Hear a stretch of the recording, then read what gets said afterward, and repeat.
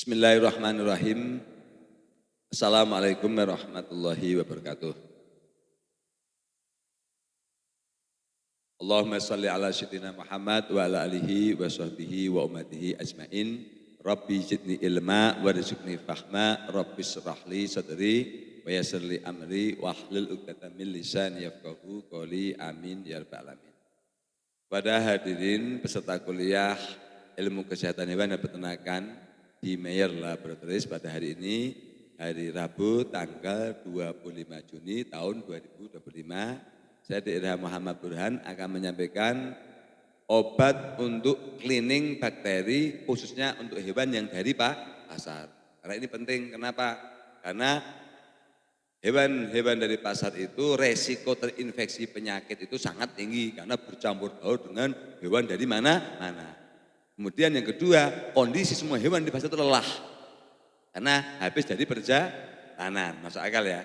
Jadi karena habis dari perjalanan masih lelah, berarti kalau lelah itu pasti imunitas menurun. Ketika ada agen infeksi, potensi atau kemungkinan untuk muncul penyakit itu sangat tinggi. Jadi rata-rata hewan, kita harus berasumsi, hewan dari pasar itu dalam masa inkubasi penyakit. Masa inkubasi itu apa? Jadi hewan terinfeksi tapi belum muncul klinis. Tinggal nunggu waktu pasti nanti akan klinis. Ini penting disampaikan kenapa? Karena ketika kita belanja sapi bakalan dari pasar, kemudian sakit, itu kerugiannya luar biasa. Jadi kerugiannya dua. Satu, ketika kita beli itu kan dia sudah penurunan dulu berat badan saat transportasi. Karena setiap jam transportasi itu kehilangan 1% berat badan. Jadi kalau 10 jam itu udah kehilangan 10%. Nah ketika sakit, contoh paling rentan itu diare. Ketika diare itu 3 hari aja pasti bisa hilang 10-15%. Kalau diare udah kehilangan 25%. Nah, paling sederhana batuk pilek. Batuk pilek itu biarpun katakanlah istilahnya tidak bahaya, tetapi itu juga ngedropkan berat badan, langsung ngedrop. Ya, jadi semua penyakit infeksi itu akan langsung menurunkan berat badan. Jadi makanya dengan adanya obat dengan judul, dengan nama produk Microseed. Ya, Microseed biar gampang, karena mikro itu artinya kecil, seed itu membunuh, itu membunuh mikro, ada apa? Bakteri, tapi untuk ini kalau namanya ini mikrosit, ini menjelaskan biar ilmiah.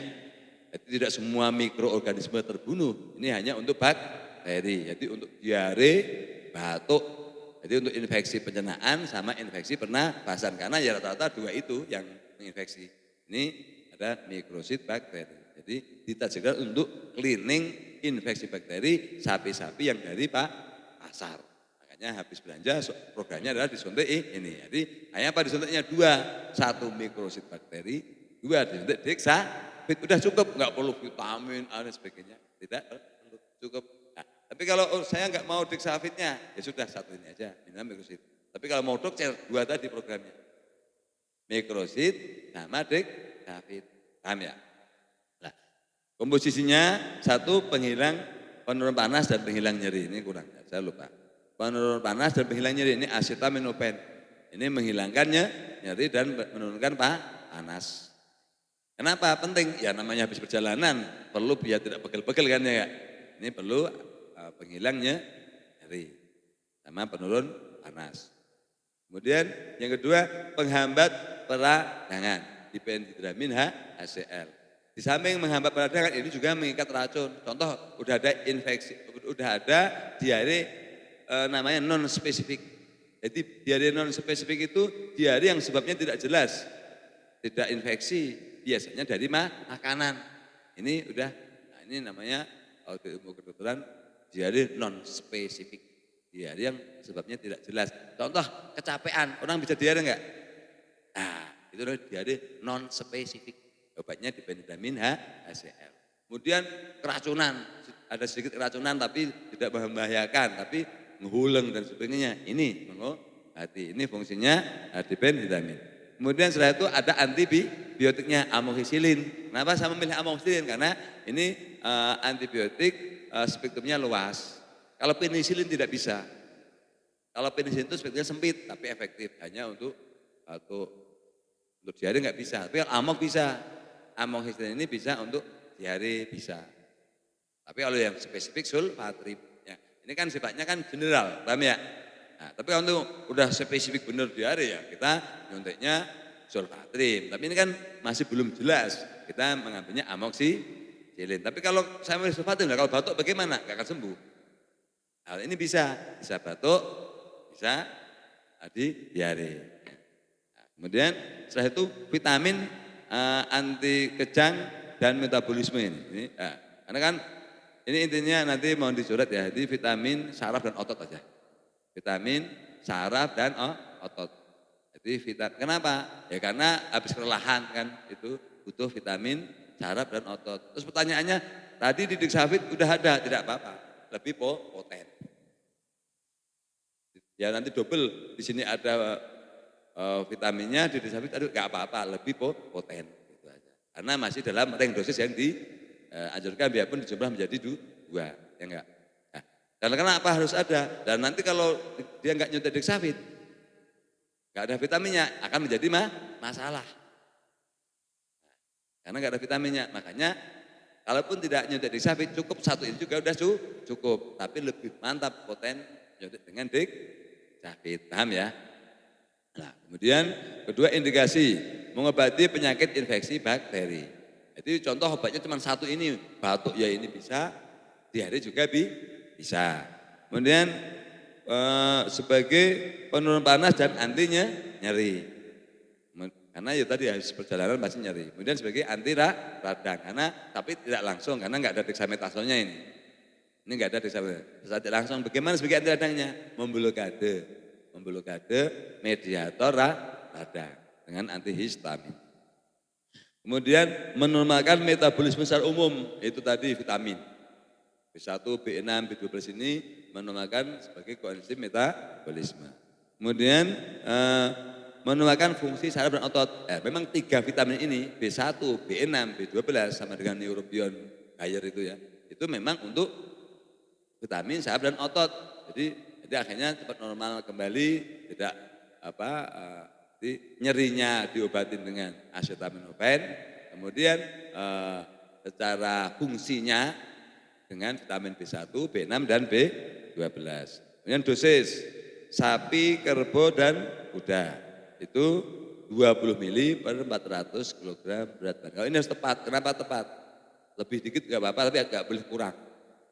Kenapa? Karena ini antibiotik, ada antibiotiknya. Jadi dosis amoxicillin itu adalah ringnya 15 sampai 30 mg. Ini kita mengambil ring yang di bawah. Jadi artinya kalau pertimbangannya cepat sembuh, dosisnya bisa 1,5 kali lipat. Contoh kasih 25 mili. Ini kan saya ambil ring dosis bawah, tapi insya Allah sudah efektif ya. Dan kambing domba 1 mili per 15 kilo. Kemudian anjing 1 mili per berapa ini? 10 kilo, benar. Dan kucing 0,1 sampai 0,2 mili per kilogram berat badan. Dosis umum 1 mili per 10 kilo.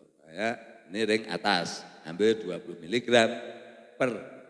Nah, kalau saya di hewan kecil ngambilnya ring itu, tapi kalau di hewan besar ngambilnya ring bawah. Nah, ya enggak mahal, kasihan karena kan besar itu pertimbangannya semuanya pertimbangan ilmiah dan rasional, psikologisnya user kan.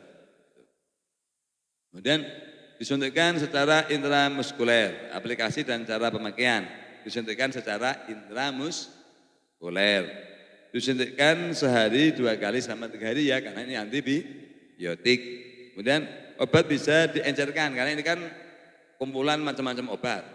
Ini biar efektif harus diencerkan. Cuman dipahami, pengertian diencerkan itu bukan berarti katakanlah misalnya sapi berat 40 kilo, dosisnya kan 20 mili.